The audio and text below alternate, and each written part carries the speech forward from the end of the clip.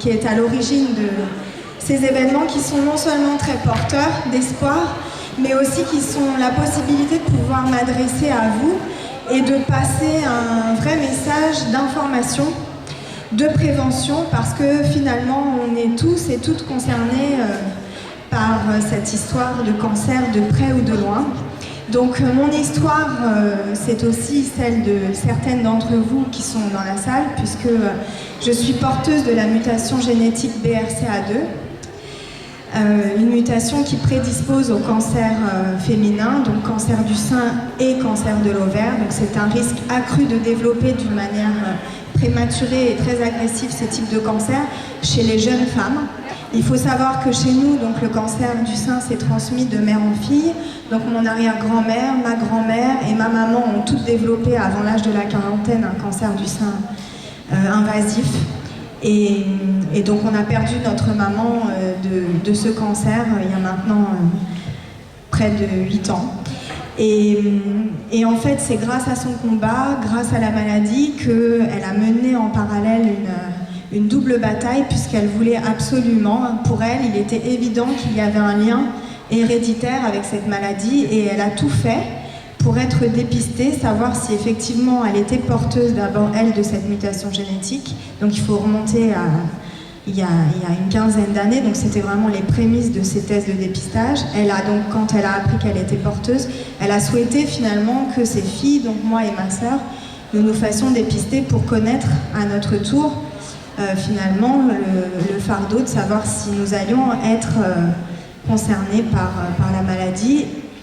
On s'est soumise au dépistage parce que pour elle, le message a toujours été, voilà, prévenir, c'est pouvoir éviter et surtout pouvoir sauver mes filles, faire en sorte de les épargner, de vivre cette maladie qui est compliquée, les traitements qui sont lourds, la mutilation aussi et l'ablation. Tout ça, ça a été vraiment son message. Et donc, moi, je me suis d'abord fait dépister, j'ai appris que j'étais porteuse de cette mutation, et puis après, j'ai encouragé quelques années après ma sœur à le faire, et elle était elle aussi porteuse du gène. Donc, dans la suite logique des choses, maman, quand elle a su que nous étions porteuses, m'a vraiment encouragée à prendre mon destin en main, et pour ne pas subir finalement ce qu'elle avait subi, elle m'a informé qu'il y avait la possibilité donc de se faire enlever la poitrine en amont, c'est-à-dire donc subir une mammectomie préventive bilatérale. Le choix que j'ai fait très jeune, à 25 ans, parce que je ne voulais pas risquer de perdre la vie. Un choix pas facile, mais finalement un choix pour pouvoir aujourd'hui vous en parler et surtout éviter de mettre ma vie en danger. Voilà pourquoi il est important, même si on ne fait pas ce choix-là, parce qu'il faut respecter la possibilité et d'une part avoir envie de se faire dépister, et d'autre part s'engager ou non dans une chirurgie préventive, qui est une chirurgie lourde, avec des actes qui sont irréversibles. Voilà, c'est vraiment un autre combat qui démarre, parce que c'est aussi celui de conserver sa féminité, parce qu'on est entaillé dans notre chair.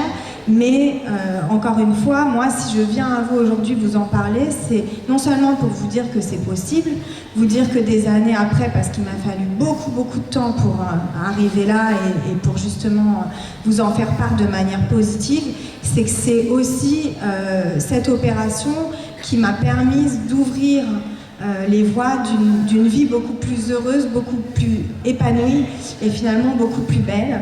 Et je dirais que j'ai été d'autant plus comblée, puisque depuis que j'ai écrit ce livre pour témoigner, en parler donc à toutes les femmes et aux familles qui seraient susceptibles aussi d'être porteuses de cette mutation génétique, non seulement j'ai fait des rencontres incroyables, d'autres mutantes, puisque je les appelle un peu comme ça, vous irez voir la définition dans le dictionnaire, parce que c'est vraiment, en tout cas, voilà, ces qualités extraordinaires qui permettent à toutes ces femmes aujourd'hui aussi de me nourrir de par leur parcours de vie à elles. Mais j'ai surtout encouragé dans mon message ma sœur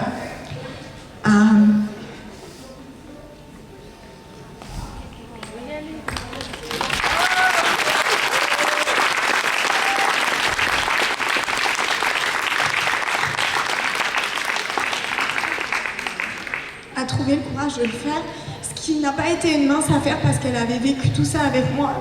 Et elle savait ce que ça pouvait représenter, non seulement dans la vie d'une femme, au sein d'un couple. Et en fait, elle est là aussi. Elle m'encourage beaucoup. Et je suis très très fière d'elle vraiment, et très fière de toutes celles qui réussissent aujourd'hui à trouver le courage de le faire, parce que c'est pas rien. Mais en tout cas, c'est vraiment ce qui nous permet aujourd'hui d'envisager les choses de manière beaucoup plus sereine, de penser à nos enfants que cette solution existe. C'est pratiquement pour nous les seuls cancers pour lesquels il y a une possibilité d'agir en amont. Et ce message est très fort de poids, puisque justement, on sait encore que le cancer ravage des vies, arrache des êtres chers à des familles entières.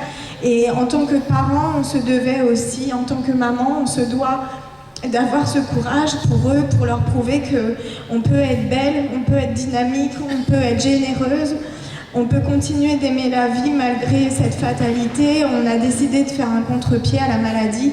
Et en tout cas, voilà pourquoi j'ai décidé de continuer de témoigner, même si c'est des choses qui ne sont pas toujours évidentes, et je m'excuse pour cette émotion parce que c'est toujours compliqué à gérer.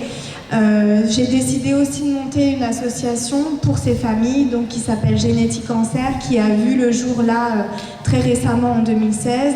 Et voilà, et tout ça, ça a non seulement du poids et de la force, parce que je sais que ça parle à plus d'une d'entre vous.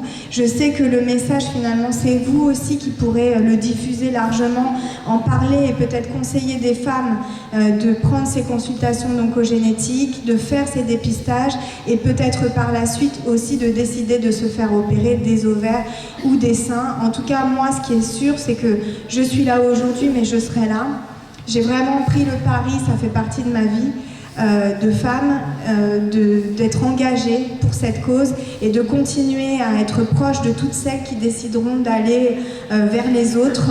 Voilà pourquoi on va aussi faire en sorte qu'il y ait d'autres ambassadrices, d'autres marraines qui puissent accompagner d'autres familles et d'autres femmes, pour qu'on puisse un jour imaginer que voilà, finalement se faire opérer, ce sera quelque chose de beaucoup plus simple qu'aujourd'hui, et surtout une vraie solution de vie pour le bonheur de toutes ces familles. Voilà. Et je voulais faire laisser ce dernier petit mot à ma sœur, voilà, en lui disant que j'étais vraiment très très fière d'elle, et qu'elle avait vraiment permis à d'autres femmes, elles aussi, en ayant décidé de faire ce choix, de passer à l'acte. Et voilà, maintenant c'est près d'une centaine de femmes que j'ai accompagnées vers ce geste. Donc encore merci à toutes les mutantes et à toutes celles que j'aime et qui sont dans mon cœur, d'être aussi fortes et aussi solidaires. Et merci à Eugénie. Merci beaucoup. Merci à vous pour votre attention.